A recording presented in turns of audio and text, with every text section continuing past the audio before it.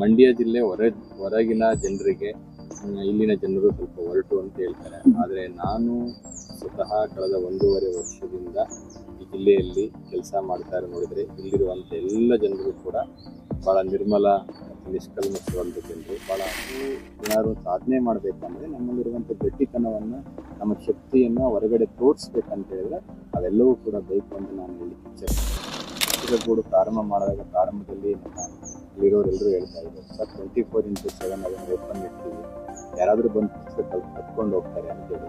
ನಾನು ಅವ್ರಿಗೆ ಹೇಳಿದೆ, ನಾನು ಅವ್ರು ಏನಾದರೂ ಬಂದು ಪುಸ್ತಕ ಕತ್ಕೊಂಡು ಹೋಗ್ತಾರೆ ಅಂತ ಹೇಳಿದ್ರೆ ಐ ಲೈಕ್ ಯು ಅಂತ. ಯಾಕೆ ಅಂತ ಹೇಳಿದ್ರೆ ಒಂದು ಪುಸ್ತಕವನ್ನ ಕತ್ಕೊಂಡು ಹೋಗಿ ಓದ್ತಾನೆ ಅಂದ್ರೆ ಅವ್ನು ನಿಜವಾದಂತ ಓದಿದ ಐ ವಿಲ್ ಎಂಕರೇಜ್ ಹಿಮ್ ಅಂತ ಹೇಳಿ. ಇಫ್ ಈ ಸ್ಟೀಲಿಂಗ್ ದ ಬುಕ್ ಅಂದ್ರೆ I am the first person to encourage him ಅಂತ. ಹಾಗಾಗಿ ಇವತ್ತು ಮಹಾನ್ ಪರಿವಾರದ ಪ್ರಭುಗಳಿಗೆ ಸ್ವಾಗತ ಸುಸ್ವಾಗತ. ಇವತ್ತಿನ ಈ ನಮ್ಮ ಸಂದರ್ಶನದ ವಿಶೇಷ ಅತಿಥಿ ಸರಳ ಸಜ್ಜನಿಕೆಯ ಅಧಿಕಾರಿ, ಯುವ ಪೀಳಿಗೆಗೆ ಸ್ಫೂರ್ತಿ, ಕರ್ನಾಟಕದ ಸಕ್ಕರೆ ನಾಡು ಮಂಡ್ಯ ಜಿಲ್ಲೆಯ ಜಿಲ್ಲಾಧಿಕಾರಿ ಡಾಕ್ಟರ್ ಕುಮಾರ್ IAS. ಬನ್ನಿ ಸಂದರ್ಶನಕ್ಕೆ ಸ್ವಾಗತಿಸೋಣ. ನಮಸ್ತೆ ಸರ್, ಸಂದರ್ಶನಕ್ಕೆ ಸ್ವಾಗತ ಸರ್. ಇವಾಗ ಸ್ಟಾರ್ಟಿಂಗ್ ಅಲ್ಲಿ ಬಿಗ್ನಿಂಗ್ ಮಾಡೋಣ ಅಂತ ಅಂದ್ರೆ ನಿಮ್ದು ಕಿರು ಪರಿಚಯ ಸರ್. ನಿಮ್ದು ಬಾಲ್ಯ ಎಲ್ಲ ಹೇಗಿತ್ತು? ಮೂಲತಃ ನಮ್ಮ ಊರು ಹಾಸನ ಜಿಲ್ಲೆ, ನಿಟ್ಟೂರು ಭೂದೇಶ್ವರ ಸ್ವಾಮಿ ಪುಣ್ಯಕ್ಷೇತ್ರ ಅಂತ ಹೇಳಿ, ಅದರ ಪಕ್ಕದಲ್ಲಿ ರಂಗೇನಹಳ್ಳಿ ಅಂತ ಹೇಳಿ ನಾನು ಆ ಒಂದು ಕುಗ್ರಾಮದಿಂದ ಬಂದಿರ್ತಕ್ಕಂಥ. ನನ್ನ ಒಂದು ಬದುಕಿನಲ್ಲಿ ಬಹುಶಃ ಇವತ್ತು ಈ ಮಟ್ಟಕ್ಕೆ ಒಬ್ಬ ಅಧಿಕಾರಿಯಾಗಿ ಸಾರ್ಥಕ ಬದುಕನ್ನು ಕಂಡುಕೊಂಡಿದ್ದೇನೆ ಅಂದರೆ ಅದಕ್ಕೆ ನಮ್ಮ ತಂದೆ ತಾಯಿಗಳ ಆಶೀರ್ವಾದ ಅಂತ ನಾನು ಹೇಳಲಿಕ್ಕೆ ಇಚ್ಛೆ ಪಡ್ತೇನೆ. ಭಾಳ ಮುಖ್ಯವಾಗಿ ನಾನು ಧನಿಕರ ಮಗ ಅಲ್ಲ, ಅದಕ್ಕೆ ಬದಲಾಗಿ ಕೃಷಿಕನ ಮಗ ಅಂತ ಭಾಳ ಹೆಮ್ಮೆಯಿಂದ ಹೇಳ್ಕೊಳ್ತೇನೆ. ತಂದೆ ತಾಯಿಗಳು ಕೃಷಿ ಜೀವನದಲ್ಲಿ ತೊಡಗಿ ಕೃಷಿಯ ಬದುಕನ್ನು ನೆಲೆಗಟ್ಟಿನಲ್ಲಿ ನಮಗೂ ಕೂಡ ಒಂದು ಒಳ್ಳೆಯ ದಾರಿನ ತೋರಿಸ್ಕೊಟ್ಟಿದ್ದಾರೆ. ಹಾಗಾಗಿ ಅವರನ್ನು ನೆನೆಸ್ಕೊಳ್ತಾ ನನ್ನ ಪ್ರಾಥಮಿಕ ಶಿಕ್ಷಣವನ್ನು ನನ್ನ ಅಜ್ಜಿ ಊರಿನಲ್ಲಿ ಮಾಡಿರೋಂಥದ್ದು.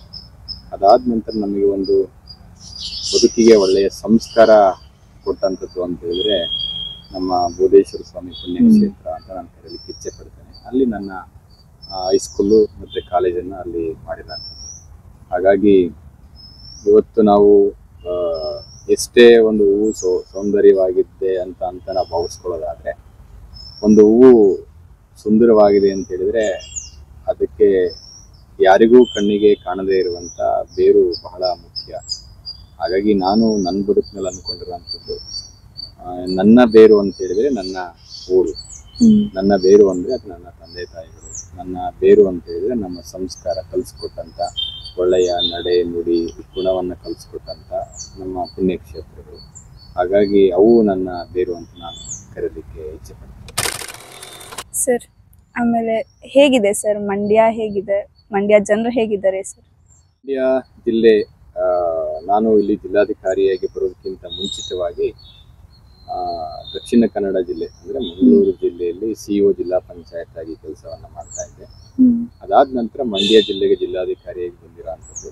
ಕಳೆದ 1.5 ವರ್ಷದಿಂದ ನಾನು ಈ ಜಿಲ್ಲೆಯಲ್ಲಿ ಜಿಲ್ಲಾಧಿಕಾರಿಯಾಗಿ ಕೆಲಸ ಕಾರ್ಯವನ್ನು ಮಾಡ್ತಾ ಇರೋದ್ರಲ್ಲಿ ಮಂಡ್ಯ ಜಿಲ್ಲೆ ಹೊರಗಿನ ಜನರಿಗೆ ಇಲ್ಲಿನ ಜನರು ಸ್ವಲ್ಪ ಹೊರಟು ಅಂತ ಹೇಳ್ತಾರೆ. ಆದರೆ ನಾನು ಸ್ವತಃ ಕಳೆದ 1.5 ವರ್ಷದಿಂದ ಈ ಜಿಲ್ಲೆಯಲ್ಲಿ ಕೆಲಸ ಮಾಡ್ತಾ ನೋಡಿದರೆ ಇಲ್ಲಿರುವಂಥ ಎಲ್ಲ ಜನರು ಕೂಡ ಭಾಳ ನಿರ್ಮಲ ಮತ್ತು ನಿಷ್ಕಲ್ಮಶವಾದ ಜನರು, ಭಾಳ ಹೃದಯವಂತರು ಅಂತ ನಾನು ಹೇಳಲಿಕ್ಕೆ ಇಚ್ಛೆ ಪಡ್ತೇನೆ. ಹಾಗಾಗಿ ಒಳ್ಳೆಯ ಅಧಿಕಾರಿಗೆ ಒಳ್ಳೆಯ ಕೆಲಸ ಕಾರ್ಯಗಳನ್ನು ಮಾಡಲಿಕ್ಕೆ ಸಹಕಾರವನ್ನು ಕೊಡ್ತಾರೆ.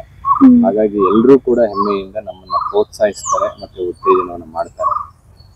ಕಾರಣ ಅದೊಂದಕ್ಕೆ ನಾನು ಹೇಳ್ಬೇಕಂತ ಹೇಳಿದ್ರೆ, ನಾವು ಇತ್ತೀಚೆಗೆ 87ನೇ ಅಖಿಲ ಭಾರತ ಕನ್ನಡ ಸಾಹಿತ್ಯ ಸಮ್ಮೇಳನವನ್ನು ಬಹಳ ಯಶಸ್ವಿಯಾಗಿ ಮತ್ತು ಸಾರ್ಥಕವಾಗಿ ನಾವು ಆಯೋಜನೆ ಮಾಡಿದ್ವಿ. ಸರಿಸುಮಾರು 8 ರಿಂದ 9 ಲಕ್ಷ ಜನರು 3 ದಿವಸಗಳ ಕಾಲ ಬಂದಿದ್ರು. ಕನ್ನಡ ಸಾಹಿತ್ಯ ಸಮ್ಮೇಳನವನ್ನ ಇದು ಕೂಡ ಅಷ್ಟು ವೈಭವಿತವಾಗಿ ಮಾಡಿದಂತ ಉದಾಹರಣೆಗಳಿಲ್ಲ. ಹಿಂದೆ ಮಾಡಿರುವಂತ ಎಲ್ಲ ಸಮ್ಮೇಳನಗಳ ಜೊತೆಗೂಡಿ ನೋಡಿದಂಥ ಸಂದರ್ಭದಲ್ಲಿ ಇಲ್ಲಿನ ಜನರು ನಮ್ಮ ಜೊತೆ ಕೈ ಜೋಡಿಸಿ ನಿಂತು ಮನೆಯ ಹಬ್ಬದಂತೆ ನಮ್ಮ ಜೊತೆ ಬೆನ್ನೆಲುಬಾಗಿ ನಿಂತು ಸಹಕರಿಸಿದರು. ಹಾಗಾಗಿ ನಮ್ಮ ಮಂಡ್ಯ ಜಿಲ್ಲೆ ಎಲ್ಲ ಜನರು ಕೂಡ ಬಹಳ ಹೃದಯವಂತರು, ಪ್ರಜ್ಞಾವಂತರು, ಜೊತೆಗೆ ಒಂದು ಒಳ್ಳೆಯ ಕೆಲಸ ಕಾರ್ಯ ಮಾಡುವಂಥವ್ರಿಗೆ ಒಳ್ಳೆಯ ಪ್ರೋತ್ಸಾಹವನ್ನು ಕೊಡುವಂಥದ್ದು. ಸರ್ ನಿಮ್ಗೆ IAS ಏನಕ್ಕೆ ಸರ್? IPS ಇತ್ತು, ಬೇರೆ ಬೇರೆ ಹುದ್ದೆಗಳಿತ್ತು, IAS ಏನಕ್ಕೆ ಚೂಸ್ ಮಾಡಿದ್ರಿ ಸರ್? ನಾನು ಹೇಳ್ಬೇಕಂದ್ರೆ ಮೂಲತಃ ನಾನು ಮೊದಲೇ ಹೇಳ್ದಂಗೆ ಒಬ್ಬ ಕೃಷಿಕನ ಮಗನಾಗಿ ಬಂದ ಹಿನ್ನೆಲೆಯಲ್ಲಿ ನಾನು ಹೈಸ್ಕೂಲ್ ಟೀಚರ್ ಆಗಿ ಕೆಲಸ ಮಾಡ್ತಾ ಇದ್ದೆ. ನನ್ನ ಏನು ಪದವಿ ಪೂರ್ವ ಶಿಕ್ಷಣ ಮುಗಿದಾದ ನಂತರ ಹಾಸನದಲ್ಲಿ ಕಲಾ ಕಾಲೇಜಿನಲ್ಲಿ ನಾನು ಪದವಿ ವ್ಯಾಸಂಗವನ್ನು ಮಾಡಿ, ನಂತರ ಮೈಸೂರಿನಲ್ಲಿ ಸೆಂಟ್ ಜೋಸೆಫ್ ಕಾಲೇಜಿನಲ್ಲಿ BEd ಮಾಡಿ, ನಾನು ಅದಾದ ನಂತರ ಹೈಸ್ಕೂಲ್ ಟೀಚರ್ ಆಗಿ 2 ವರ್ಷ ಕೆಲಸವನ್ನು ಮಾಡಿದೆ. ಅದಾದ ನಂತರ ನಾನು KS ಪರೀಕ್ಷೆಯನ್ನು ಕಟ್ಟಿ KS ಪರೀಕ್ಷೆಯಲ್ಲಿ ಉತ್ತೀರ್ಣನಾಗಿ ಅಸಿಸ್ಟೆಂಟ್ ಕಮಿಷನ್ ಆಗಿ ಸೆಲೆಕ್ಷನ್ ಆಗಿತ್ತು. ನಂತರ ಅಸಿಸ್ಟೆಂಟ್ ಕಮಿಷನ್ ಆಗಿ ಕೆಲಸ ಮಾಡಿ ಅಡಿಷನಲ್ DC ಆಗಿ ಕೆಲಸ ಮಾಡಿ ನಂತರ 2020ರಲ್ಲಿ ನನಗೆ IAS ಇಂಡಕ್ಷನ್ಸ್ ಆಗಿರ್ತಕ್ಕಂಥದ್ದು. ನಾವು ಬಹಳ ಮುಖ್ಯವಾಗಿ ಬಹುಶಃ ನನ್ನ ಬದುಕಿಗೆ ತಿರುವು ಅಂತ ಅನ್ಕೊಂಡ್ರೆ ನಾವೆಲ್ಲರೂ ಕೂಡ ಹಳ್ಳಿ ಗ್ರಾಮೀಣ ಪ್ರದೇಶದಿಂದ ಬಂದಿರತಕ್ಕಂಥವ್ರು ಎಲ್ಲರೂ ಅಂದ್ಕೊಳ್ತೇವೆ ನನಗೆ ಬಡತನ ಒಂದು, 2ನೇದು ಕನ್ನಡ ಮಾಧ್ಯಮದಲ್ಲಿ ಓದಿರ್ತೀವಿ, 3ನೇದು ಇಂಗ್ಲೀಷ್ ಬರೋದಿಲ್ಲ, ಈ ಎಲ್ಲ ತಪ್ಪು ಕಲ್ಪನೆಗಳು ಮತ್ತು ಇನ್ಫೀರಿಯಾರಿಟಿ ಕಾಂಪ್ಲೆಕ್ಸ್ ಅಂತ ಕರಿತೀವಿ, ಅದೆಲ್ಲವೂ ಕೂಡ ಇರ್ತದೆ. ಸಹಜವಾಗಿ ಗ್ರಾಮೀಣ ಪ್ರದೇಶದಿಂದ ಬಂದಿರತಕ್ಕಂಥ ಮಕ್ಕಳಲ್ಲಿ ಸಹಜವಾಗಿರುತ್ತೆ. ಆದರೆ ಭಾಳ ಮುಕ್ತವಾಗಿ ಹೇಳ್ಬೇಕಂದ್ರೆ ಅವ್ಯಾವೂ ಕೂಡ ನಮ್ಮ ಸಾಧನೆಗೆ ಅಡ್ಡಿ ಆಗ್ಲಿಕ್ಕೆ ಸಾಧ್ಯ ಇಲ್ಲ. ನಾನು ನನ್ನ ಬದುಕಿನಲ್ಲಿ ಅನ್ಕೊಂಡಿರೋ ಅಂಥದ್ದು ಬಡತನ ಅನ್ನುವಂಥದ್ದು ಬಹುಶಃ ಅದು ವರ. ನಾವು ಬಡತನವನ್ನ ಶಾಪ ಅಂತೇವೆ, ತಪ್ಪು.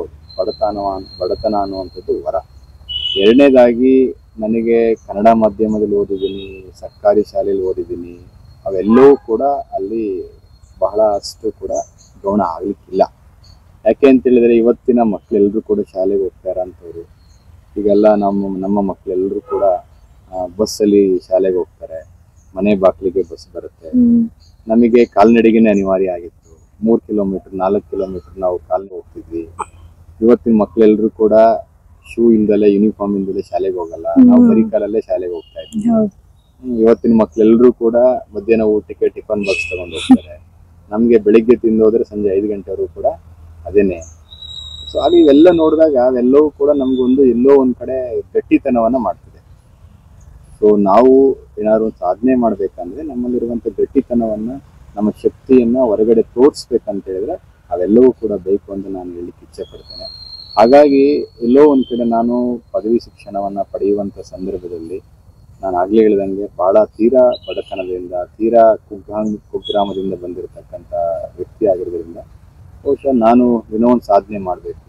ನಮ್ಮ ತಂದೆಯವರು ನನಗೆ ಹಾಕಿಕೊಟ್ಟಂಥ ದಾರಿ, ಅವ್ರು ಹಾಕಿಕೊಟ್ಟಂಥ ಸಂಸ್ಕಾರ, ಅವ್ರು ತಿಳಿಸ್ಕೊಟ್ಟಂಥ ಬುದ್ಧಿವಾದಗಳು ಬಹುಶಃ ಸಮಾಜದಲ್ಲಿ ಒಳ್ಳೆ ವ್ಯಕ್ತಿ ಆಗಬೇಕು ಅನ್ನೋದು ಒಂದು ಅಭಿಲಾಷೆ ಇತ್ತು. ಅದಕ್ಕೆ ಅವರ ಆಶೀರ್ವಾದನೂ ಕೂಡ ಕಾರಣ ಇತ್ತು. ಹಾಗಾಗಿ ಒಬ್ಬ ಅಧಿಕಾರಿ ಆಗಬೇಕು ಅಂತ ಕನಸ್ಕೊಂಡೆ, ಕುತ್ಕೊಂಡು ಓದಿದೆ. ಹಾಗಾಗಿ ನಾನು ಫಸ್ಟ್ KS ಪರೀಕ್ಷೆನ ಪಾಸ್ ಮಾಡಿ ಅಸಿಸ್ಟೆಂಟ್ ಕಮಿಷನ್ ಆಗಿ ಸೆಲೆಕ್ಷನ್ ಆಗಿ ನಂತರ ಎಲ್ಲ ಹುದ್ದೆಗಳು ನಿಭಾಯಿಸ್ಕೊಂಡು ಬಂದು ಈಗ ಜಿಲ್ಲಾಧಿಕಾರಿಯಾಗಿ ಕೆಲಸವನ್ನು ಮಾಡ್ತಾ ಇದ್ದೀನಿ. ಸರ್ ನೀವು ಹೇಗ್ ಪ್ರಿಪೇರ್ ಆದ್ರಿ ಸರ್ IAS UPSC ಎಕ್ಸಾಮ್ಗೆ? ಅವಾಗ ಆ ಟೈಮಲ್ಲಿ ಯಾವ್ಯಾವ ತರ ಚಾಲೆಂಜಸ್ ನ ಫೇಸ್ ಮಾಡಿದ್ರಿ ನೀವು? ನಾನು KS ಎಕ್ಸಾಮ್ಗೆ ಪ್ರಿಪರೇಷನ್ ಆಗಿದ್ದು ಮೊದಲು.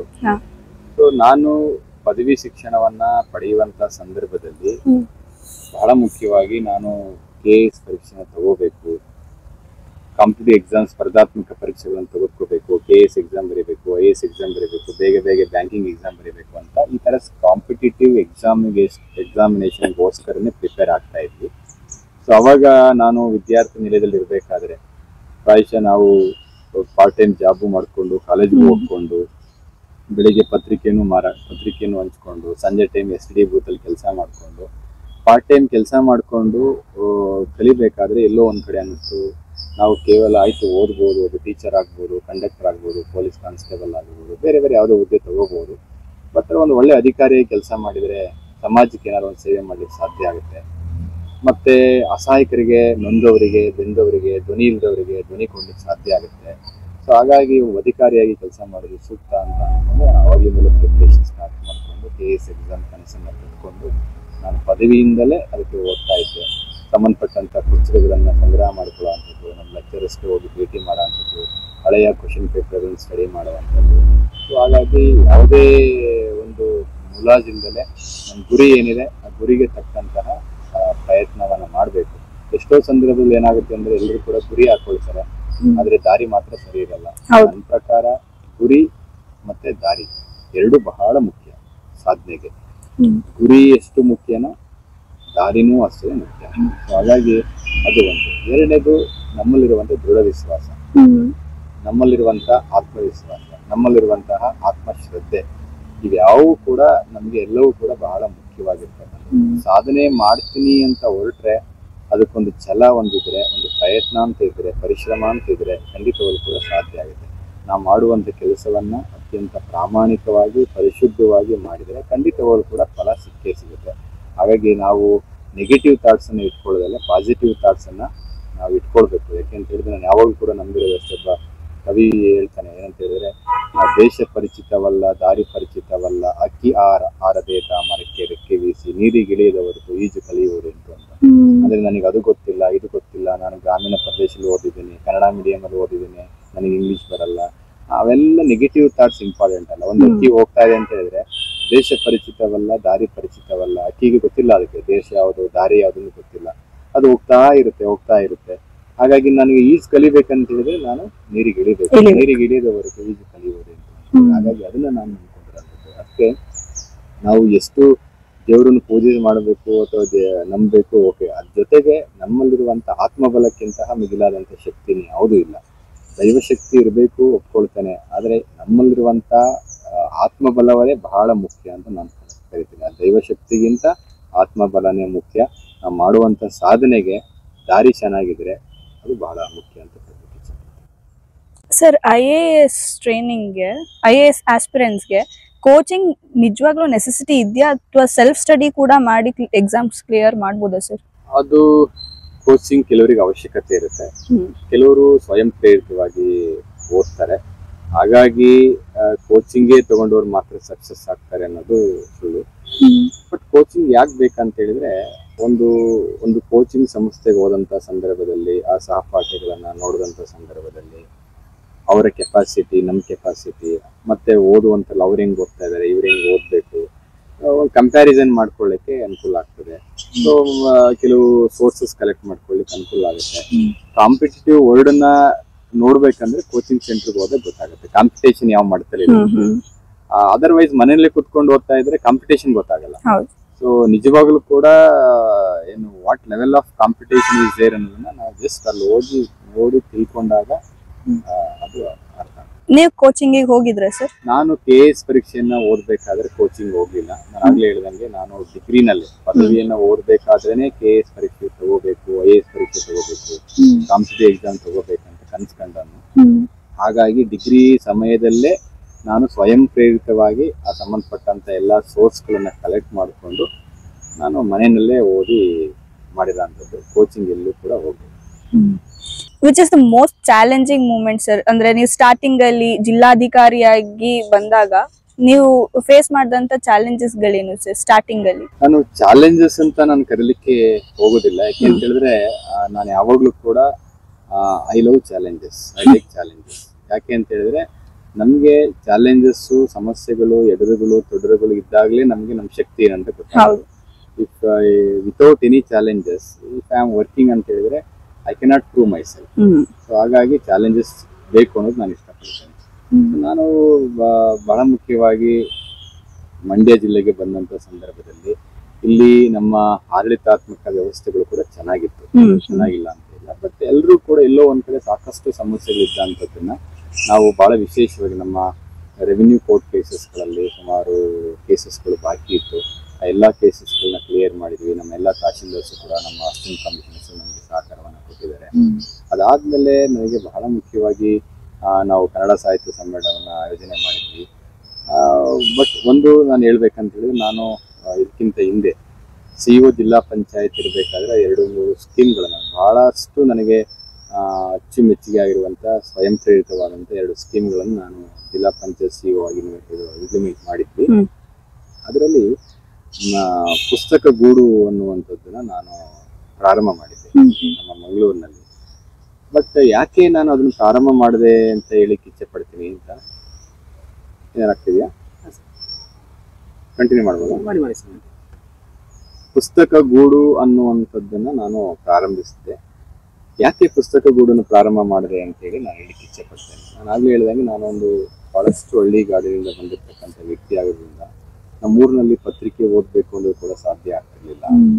ಮತ್ತೆ ಬುಕ್ ಓದಬೇಕು ಅಂದ್ರೂ ಸಾಧ್ಯ ಆಗ್ತಿರ್ಲಿಲ್ಲ. ಪತ್ರಿಕೆ ಓದ್ಬೇಕಂದ್ರೆ 5 ಕಿಲೋಮೀಟರ್ ಬಂದು ನಮ್ಮೂರ್ ಪಕ್ಕದ ಊರಲ್ಲಿ ಪತ್ರಿಕೆ ಓದ್ಬೇಕಾಗುತ್ತೆ. ಹಾಗಾಗಿ ನಾನು CO ಜಿಲ್ಲಾ ಪಂಚಾಯತ್ ಇರಬೇಕಾದ್ರೆ ನನಗೆ ಅನ್ನಿಸ್ತು, ಈ ಬಸ್ ಸ್ಟಾಪ್ಗಳಲ್ಲಿ ಇವತ್ತು ಏನಾಗಿದೆ ಅಂದ್ರೆ ನಮ್ಮಲ್ಲಿ ಪುಸ್ತಕದ ಸಂಸ್ಕೃತಿಗಿಂತ ಮೊಬೈಲ್ ಸಂಸ್ಕೃತಿ ಹೆಚ್ಚಾಗಿದೆ.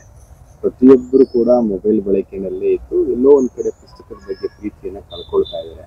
ಹಾಗಾಗಿ ನಾನು ಪುಸ್ತಕ ಗೂಡು ಅಂದ್ರೆ ಬುಕ್ ನೆಸ್ಟ್ ಅಂತ ಹೇಳಿ ಮಾಡಿ ಸುಮಾರು 267 ಬಸ್ ಸ್ಟಾಪ್ಗಳಲ್ಲಿ ಪುಸ್ತಕ ಗೂಡನ್ನ ನಾನು ಪ್ರಾರಂಭಿಸಿದೆ. ಉಚಿತವಾದಂತಹ ಪತ್ರಿಕೆಗಳನ್ನ, ಮ್ಯಾಗಝಿನ್ಸ್ ಗಳನ್ನ, ನಾವೆಲ್ಸ್ ಗಳನ್ನ, ಕೆಲವು ಲಿಟ್ರೇಚರ್ ಬುಕ್ಸ್ ಗಳನ್ನು ಕೂಡ ನಾವು ಅಲ್ಲಿ ಇಟ್ಟಿದ್ವಿ. ಬಸ್ಸಿಗೆ ಕಾಯುವಂತವ್ರು ಯಾರು ಸ್ಟೂಡೆಂಟ್ಸ್ ಆಗಿರ್ಬೋದು, ಜನರಲ್ ಪಬ್ಲಿಕ್ ಆಗಿರ್ಬೋದು, ಯಾರು ಬಸ್ಸಿಗೆ ಬಂದು ಕಾಯ್ತಾರೆ, ಬಸ್ಸಿಗೆ ವೆಯ್ಟ್ ಮಾಡ್ಬೇಕಾದ್ರೆ ಮೊಬೈಲ್ ನೋಡೋದ್ ಬದಲಾಗಿ ಪುಸ್ತಕ ತಗೊಂಡು ಓದ್ಬೋದು, ಪೇಪರ್ ನೋಡ್ಬೋದು ಅಂತ ಹೇಳಿ ನಾನು ಪ್ರಾರಂಭ ಮಾಡಿದೆ. ಬಹಳಷ್ಟು ನನಗೆ ನನ್ನ ಹೃದಯಕ್ಕೆ ಬಹಳ ಹತ್ತಿರವಾಗಿರುವಂತ ಸ್ಕೀಮ್. ಹಾಗೆ ಸುಮಾರು 267 ಪ್ಲೇಸಸ್ಗಳಲ್ಲಿ ಅದನ್ನ ಮಾಡಿದಂಥದ್ದು ಬಹಳ ಸಂತೋಷ ಅದು. ಹಾಗಾಗಿ ನಾನು ಒಬ್ರು ಕೇಳ್ತಾ ಇದ್ರು, ಪುಸ್ತಕ ಗೂಡು ಪ್ರಾರಂಭ ಮಾಡಿದಾಗ ಪ್ರಾರಂಭದಲ್ಲಿ ನಮ್ಮ ಅಲ್ಲಿರೋರೆಲ್ಲರೂ ಹೇಳ್ತಾ ಇದ್ರು, ಸರ್ 24x7 ಅದನ್ನು ಓಪನ್ ಇಡ್ತೀವಿ, ಯಾರಾದ್ರೂ ಬಂದು ಪುಸ್ತಕ ಕತ್ಕೊಂಡು ಹೋಗ್ತಾರೆ ಅಂತ ಹೇಳಿ. ನಾನು ಅವ್ರಿಗೆ ಹೇಳಿದೆ, ನಾನು ಅವ್ರು ಏನಾದ್ರು ಬಂದು ಪುಸ್ತಕ ಕತ್ಕೊಂಡು ಹೋಗ್ತಾರೆ ಅಂತ ಹೇಳಿದ್ರೆ ಐ ಲೈಕ್ ಹಿಮ್ ಅಂತ ಹೇಳಿ. ಯಾಕೆ ಅಂತ ಹೇಳಿದ್ರೆ ಒಂದು ಪುಸ್ತಕವನ್ನ ಕತ್ಕೊಂಡು ಹೋಗಿ ಓದ್ತಾನೆ ಅಂದ್ರೆ ಅವ್ನು ನಿಜವಾದಂತ ಓದಿದ ಐ ವಿಲ್ ಎಂಕರೇಜ್ ಹಿಮ್ ಅಂತ ಹೇಳಿದೆ. ಇಫ್ ಈ ಸ್ಟೀಲಿಂಗ್ ದ ಬುಕ್ ಅಂದ್ರೆ I am the first person to encourage him ಅಂತ ಹೇಳಿ. ಹಾಗಾಗಿ ಇವತ್ತು ಅದು ಒಂದು ನನ್ಗೆ ಒಳ್ಳೆಯ ಸ್ಕೀಮ್. ಎರಡನೇದಾಗಿ ಹೃದಯ ವೈಶಾಲ್ಯ ಅನ್ನುವಂಥ ಸ್ಕೀಮ್ ಅನ್ನ ನಾನು ಮಂಗಳೂರಿನಲ್ಲಿ ಮಾಡಿದ್ದೀನಿ. KMC ಮಣಿಪಾಲ್ ಅವರ ಒಂದು ಸಹಯೋಗದಿಂದ ಮಾಡಿದೆ. ಯಾಕೆ ಮಾಡಿದೆ ಅಂತ ಹೇಳಿದ್ರೆ, ಇವತ್ತು ಗ್ರಾಮೀಣ ಪ್ರದೇಶದಲ್ಲಿ ಸಾಕಷ್ಟು ನೋಡ್ತೀವಿ ಹೃದಯ ಸಂಬಂಧಿತ ಕಾಯಿಲೆಗಳು ಹೆಚ್ಚಾಗಿದೆ. ಕಾರ್ಡಿಯಕ್ ಅರೆಸ್ಟ್ ಆಗುವಂಥದ್ದು, ಸಡನ್ ಹಾರ್ಟ್ ಅಟ್ಯಾಕ್ ಆಗುವಂಥದ್ದು, ಸೊ ಅದು ಜಾಸ್ತಿ ಇತ್ತು. ಹಾಗಾಗಿ ನಮ್ಮಲ್ಲಿ ಅಟ್ಲೀಸ್ಟ್ ಅವರ ಹೃದಯ ಹೆಲ್ತ್ ಹೇಗಿದೆ ಅನ್ನೋದ್ರ ಬಗ್ಗೆ, ಹಾರ್ಟ್ ಡಿಸೀಸ್ ಸಂಬಂಧಪಟ್ಟಂತೆ ಹೇಗೆ ಅಂತ ಚೆಕ್ ಮಾಡ್ಕೊಳ್ಳೋದ್ರ ಬಗ್ಗೆ ಒಂದು ಹೃದಯ ವೈಶಾಲ್ಯ ಅಂತ ಮಾಡಿ ಪ್ರತಿ ಒಂದು ಪ್ರಾಥಮಿಕ ಆರೋಗ್ಯ ಕೇಂದ್ರಗಳಲ್ಲಿ ಉಚಿತವಾದಂತಹ ಒಂದು ECG ಮಿಷನ್ ಅನ್ನು ಕೊಟ್ಟು 24x7 ಯಾವುದೇ ವ್ಯಕ್ತಿ ಬಂದರೂ ಕೂಡ ತನ್ನ ಪ್ರಾಥಮಿಕ ಆರೋಗ್ಯ ಕೇಂದ್ರಕ್ಕೆ ಬಂದು ECG ನ ಮಾಡಿಸ್ಕೊಂಡು ಅವರು ಹೃದಯ ಯಾವ ಮಟ್ಟದಲ್ಲಿ ಇದೆ ಅಂತೇಳಿ ಚೆಕ್ ಮಾಡಿಸ್ಕೊಂಡು ಹೋಗುವಂತ ಇದನ್ನು ಕೂಡ ಮಾಡಿದ್ವಿ. ಪ್ರಾರಂಭದಲ್ಲಿ ಬಂದಾಗ ನಾನು ಮಂಡ್ಯದಲ್ಲಿ ನಮ್ಮಲ್ಲಿ ಡೇಟಾವನ್ನ ನೋಡ್ತಾ ಇದ್ದೆ. ಇಲ್ಲಿ ಸ್ವಲ್ಪ ಜಾಸ್ತಿ ವಿಧವೆಯರು ಅಂದ್ರೆ ವಿಡೋಸ್ ಸಂಖ್ಯೆ ಜಾಸ್ತಿ ಇತ್ತು. ಹಾಗೆ ನಾನು ನೋಡಿದಂತ ಸಂದರ್ಭದಲ್ಲಿ ಜಾಸ್ತಿ ಕಾರ್ಡಿಯಕ್ ಅರೆಸ್ಟ್ ರಿಲೇಟೆಡ್ ಪ್ರಕರಣಗಳು ಸ್ವಲ್ಪ ಜಾಸ್ತಿ ಇರೋದನ್ನ ನಾನು ನೋಡಿದೆ ಇಲ್ಲಿ. ಅದಕ್ಕೆ ನಾನು ಮಂಗಳೂರಲ್ಲಿ ಅನುಷ್ಠಾನ ಮಾಡಿರ್ತಕ್ಕಂತ ಏನು ಸ್ಕೀಮ್ ಅನ್ನು ಇಲ್ಲಿ ಯಾಕೆ ಮಾಡಬಾರ್ದು ಅಂತೇಳಿ ನಾನು ಆಲೋಚನೆಯನ್ನ ಮಾಡಿ, ಸೊ ಇಲ್ಲಿ ಕೂಡ ಹೃದಯ ವೈಶಾಲ್ಯವನ್ನ ಪ್ರಾರಂಭವನ್ನ ಮಾಡಿ ಸುಮಾರು ಒಂದು 35ಕ್ಕೂ ಹೆಚ್ಚು ಪ್ರಾಥಮಿಕ ಆರೋಗ್ಯ ಕೇಂದ್ರಗಳಲ್ಲಿ ನಾನು ಉಚಿತವಾಗಿ CSR ಫಂಡ್ ಅನ್ನು ಬಳಕೆ ಮಾಡಿಕೊಂಡು ಅಲ್ಲಿ ನಾವು ಒಂದು ಹೃದಯ ವೈಶಾಲ್ಯ ಕಾರ್ಯಕ್ರಮವನ್ನು ಕೂಡ ಅಲ್ಲಿ ಮಾಡ್ತಾ ಇದ್ದೀವಿ. ಎರಡನೇದಾಗಿ ನಾನು ಕಳೆದ 1 ವರ್ಷದಿಂದ ಮಳವಳ್ಳಿನಲ್ಲಿ ಒಂದು ಆಕ್ಸಿಡೆಂಟ್ ಆಗಿತ್ತು. ಆಕ್ಸಿಡೆಂಟ್ ಆದಂಥ ಸಂದರ್ಭದಲ್ಲಿ ನಾನು ಮಧ್ಯರಾತ್ರಿ ನಮ್ಮ MIMS ಆಸ್ಪತ್ರೆಗೆ ಹೋದೆ. MIMS ಆಸ್ಪತ್ರೆಗೆ ಹೋದಂಥ ಸಂದರ್ಭದಲ್ಲಿ ಸಾಕಷ್ಟು ರೋಗಿಗಳನ್ನ ನೋಡ್ಲಿಕ್ಕೆ ಬಂದಿರತಕ್ಕಂಥ ಏನು ಕೇರ್ ಟೇಕರ್ಸ್ ಇರ್ತಾರೆ, ಅವರೆಲ್ಲರೂ ಕೂಡ ನಮ್ಮ ಆಸ್ಪತ್ರೆಯ ರಸ್ತೆನಲ್ಲಿ ಮಲಗಿದ್ರು. ನೋಡಿ ಬಹಳ ಬೇಸರ ಆಯ್ತು. ಅದಾದ ನಂತರ ಬಂದು ನಾವು CSR ಅನುದಾನವನ್ನು ಬಳಕೆ ಮಾಡಿಕೊಂಡು ಒಂದು ಆರೋಗ್ಯ ಧಾಮವನ್ನ ಕಟ್ಟಿಸ್ತಾ ಇದೀವಿ. ಈಗ ಸುಮಾರು 100 ಜನ ಅದರಲ್ಲಿ ರಾತ್ರಿ ಮಲಗಲಿಕ್ಕೆ ಅವಕಾಶ ಇದೆ. ಬೆಳಿಗ್ಗೆ ಎದ್ದ ತಕ್ಷಣ ಸ್ನಾನ ಮಾಡ್ಬೋದು, ಶೌಚಾಲಯನ ಬಳಸ್ಬೋದು. ಸುಲಭ ಶೌಚಾಲಯನ ರಿಕ್ವೆಸ್ಟ್ ಮಾಡಿಕೊಂಡು ಅವ್ರ ಹತ್ರನೂ ಕೂಡ ಒಂದು 4 ಸುಲಭ ಶೌಚಾಲಯದಲ್ಲಿ ಮಾಡಿಸ್ತಾ ಇದೀವಿ. ಸೊ ಇವೆಲ್ಲವೂ ಕೂಡ ಎಲ್ಲೋ ಒಂದ್ ಕಡೆ ಸಹಾಯ ಮಾಡ್ಲಿಕ್ಕೆ ದೇವರು ನಮಗೊಂದು ಅವಕಾಶ ಕೊಟ್ಟಿದ್ದೇನೆ ಅಂತ ನಾನು ಭಾವಿಸ್ಕೊಂಡಿದ್ದೆ. ಯಾಕೆಂತ ಹೇಳಿದ್ರೆ ಯಾವತ್ತೂ ಕೂಡ ಅಧಿಕಾರ ಅನ್ನುವಂಥದ್ದು ನನ್ನ ಪ್ರಕಾರ ನಾನು ಯಾವತ್ತೂ ಭಾವಿಸ್ಕೊಂಡಿರುವಂಥದ್ದು, ಅಧಿಕಾರ ಅನ್ನುವಂಥದ್ದು ಆಳಲಿಕ್ಕೆ ಇರತಕ್ಕಂಥದ್ದಲ್ಲ, ಒಂದು ಸೇವೆಯನ್ನ ಮಾಡ್ಲಿಕ್ಕೆ ಇರುವಂಥದ್ದು. ಇವತ್ತು ನಮಗೊಂದು ಚೇರ್ ಇದೆ ಅಂತ ಹೇಳಿದ್ರೆ it's not symbol of authority, it is symbol of responsibility. So authority ಇದೆ ಅಂತ ಹೇಳಿದ್ರೆ ಜೊತೆಯಲ್ಲಿ ಜವಾಬ್ದಾರಿನೂ ಕೂಡ ಇದೆ. So I always believe that it's not symbol of authority, it is symbol of responsibility. ಆ ಜವಾಬ್ದಾರಿನ ಅರ್ಥಕೊಂಡು ಕೆಲಸವನ್ನು ಮಾಡಬೇಕು.